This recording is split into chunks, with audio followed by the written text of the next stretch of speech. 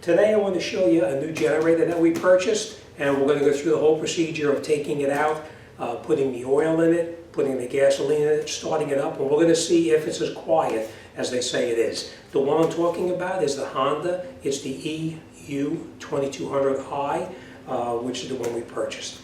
Now, before, of course, you start the generator up, you're going to first need to go out and get yourself a gas can. I would recommend a smaller gas can. Don't get a 5-gallon gas can like a lot of people do, including myself. When you try to pour a 5-gallon gas can, it's a little more difficult than it is when you have the smaller one. So I purchased a 2-gallon container, and the thing that I like about this particular one is it has this type of a setup on it, where of course you'll take the cap off here, and before you can pour it, you need to press this button down to allow the fuel to pour out, so it minimizes the amount of spilling that takes place.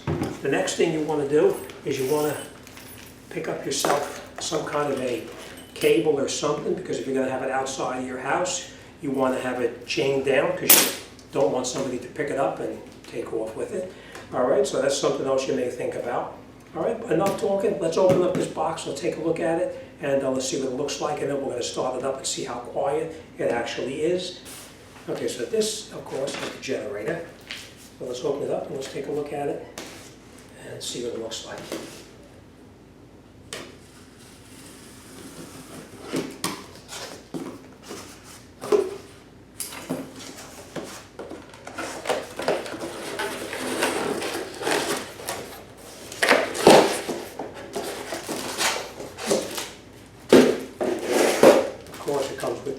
With the owner's manual, which you should read through just to make sure that you know how to operate it correctly.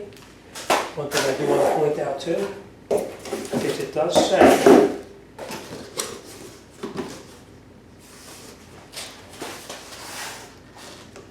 no oil. Just so you know, it does say no oil right here on the top, so that's very important. All right, let's take it out and let's see what it looks like.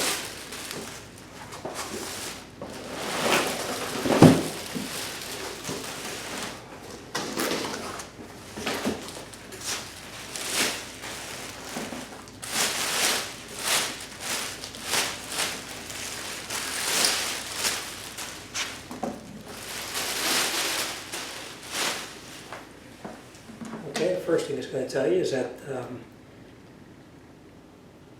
this product can expose you to chemicals including soot, tar, mineral oil, which are known to be carcinogens.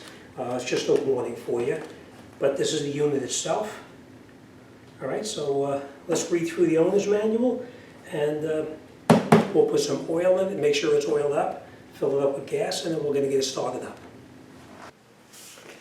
Okay, so first thing we're going to do now is we're going to take this cover off on the side right here. Take this cover off, we'll place this off on the side right now, and then this is where your motor oil goes. Now, it's shipped minus the motor oil, so you do need to pick up some oil and put it in here. You would think that they would send it in the box with the generator, but they do not, so you got to pick yourself up. You'll have to read your owner's manual, and it'll tell you what kind of oil you need to pick up to put in there. This particular one calls for a 10W30, regular conventional motor oil. It tells you right here, the generator is shipped without the oil in the engine. Place the generator on a level surface, loosen the screw, take the cover off, and then you're going to fill the fill here with motor oil. And it calls for a 10W30 API, and that's the one we're going to use. It does say it'll take a maximum of 14 ounces, and it's an absolute maximum, so pour it in very slowly so you don't overfill it. So that's what we're going to do. We're going to pour the oil into it, fill it up, and then once we fill the oil up, then we'll come back, we're going to gas it up, and then we're going to get this started. But before we do that, let's talk about this generator itself. This is the generator, and as you can tell, it actually has the plugs underneath here that you can plug your regular conventional outlets into. It has an eco mode here, so you can actually set it to get the best possible fuel economy. It does say 15 amps up here, but down here, it does tell you it's a 20 amp breaker. So even though it says 15 here, it is a 20 amp breaker. All right, and there is a reset over here too. This has an alarm. If the CO is too high, the carbon monoxide, it'll actually set it off. All right, of course, there's the oil check alert here, the overload, which means if you put too much of a strain on the alternator, and that's it. And it is Bluetooth capable, but we'll have to read the manual to see what that's all about. All right, so enough talking. Let's get the oil. Let's put the oil in it. Let's fill the oil up to where it belongs. Okay, so now we just unscrew the reservoir right here where we put the oil in. Just take it out. You want to have a rag so you can actually check it to see. I just want to point this out to you too. This is the dipstick here, and you're supposed to have the oil anywhere from the very end of the dipstick to the upper part over here. Take a look in the owner's manual and you'll see it. I'm going to try to have it right here in the center so it's not overfilled and it's not underfilled. All right, so that's what we're going to do. Okay, we know that it calls for 14 ounces of 10W30 motor oil in the API. It says it has to be SJ or later, which means SJ or better. And let me just show you what SJ means. Okay. This is the oil right here. It's 1030, and as you can see here, it says API Service SN. I hope you can see that. So this one is actually better than the oil that they're recommending on here. On here it calls for SJ or later, and this one is actually better than what is recommended. And again, you could pick up any brand. I picked up Honda because that's what I wanted to use in here. So we're going to take this off. We're going to take off this seal up on top right here.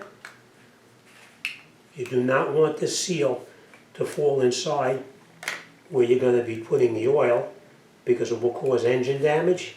So make sure that you take the entire seal off so nothing can go inside here. Then you just tilt this back a little bit. Now we know it takes 14 ounces and this container here is 12 ounces. So we're going to put in almost all of it, but we're going to pour it in slowly.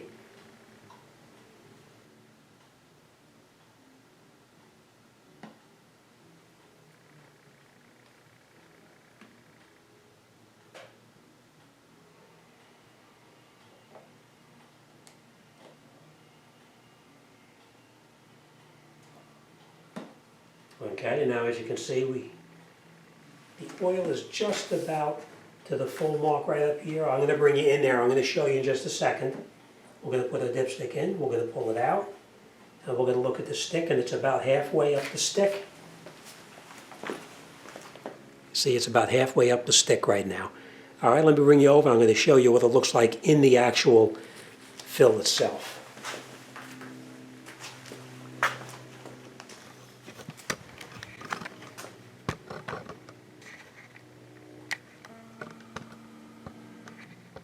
See? So it's right to the top where it's supposed to be right now. You don't want to overfill it because you're going to wind up having a mess. All right?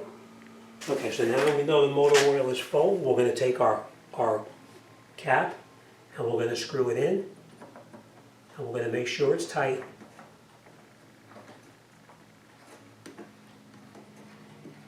There's a rubber seal on there, so you want to make sure you screw it down so it's nice and tight. And that's it. Any kind of excess oil that may have dripped around there, you want to clean it off, okay? So now this container is empty. We're going to dispose of it properly. Next thing we're going to do now is we're going to fill it up with gas. But we are going to put our cover back on. You put these little tabs right here, in here, and we'll put it back on. Just like that. And then we'll screw this back on just like that. Okay. All right. Next thing we're going to do is we're going to fill it up with gas. The cap off.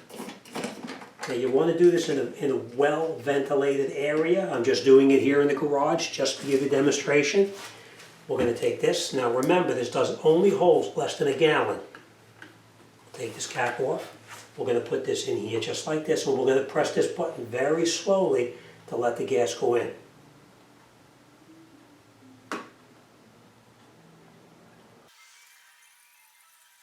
Okay, so now after we have the fuel full, we're going to take this and put this back on here. We're going to get this out of the picture. We're just going to wipe off any kind of fuel that may have dripped or spilled or came out. Now when you fill this up, you just want to fill it to the red little circle inside there. I'm going to screw this cap back down till it clicks. Okay, and now we're pretty much ready to start it up. Okay, so let's take this off of here first.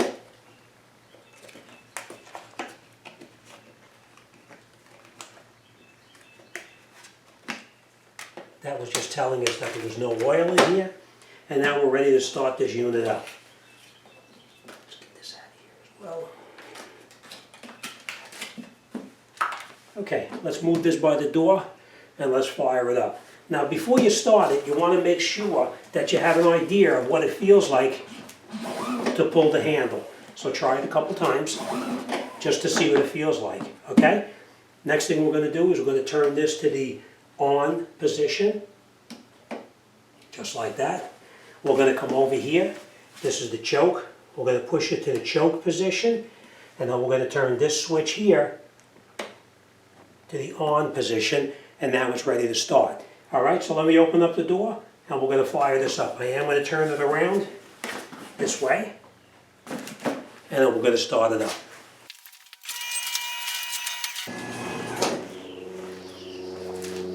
All right, so let's see how it runs.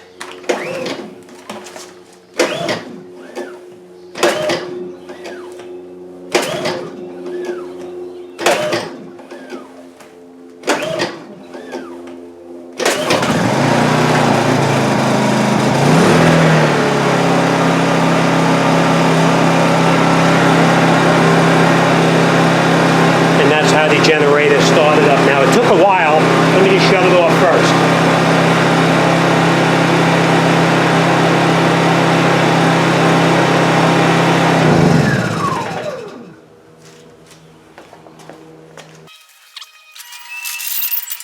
Alright, so as you can see, it did take a couple of pulls to get it to start, which is perfectly normal because the fuel has got to go from the fuel tank down into the carburetor, through the carburetor, and into the engine to get it to start up. So that's perfectly normal. Now read your owner's manual before you do anything, and that way you make sure you have everything, you know all about the unit itself before you make a mistake and you wind up causing a problem. But that's it, we're all ready, waiting for the next power outage, and we'll be good to go. What I do like about this one is I could pick this up, I could throw it in the trunk of my car, and I can bring it to a friend's house if needed, and you know, if their power goes out and mine is up and running. Now a big generator, obviously it's really good to have because it has a lot more watts than this one does. I do have another generator here, but I don't have the ability to pick it up and throw it in the trunk of my car or truck to transport it to a friend's or a family member's home. With this I like it because I can pick it up, put it in there, and be on the road in 2 minutes. I will put a link down below, check it out, see what you think. It'll be in my Amazon store, maybe it suits your needs, and if so, you know, you could find out more information about it. I bought it because it is extremely quiet as compared to my other generator. The other one is extremely noisy, this one is nice and quiet. Alright, so now to break it in properly, I'm going to open the door up, bring it outside, start it up. We're going to let it run for a little bit till it heats up thoroughly and everything circulates, and then we're ready for the next power outage. Alright, as always, thanks for watching, and I'll see you guys on the next one.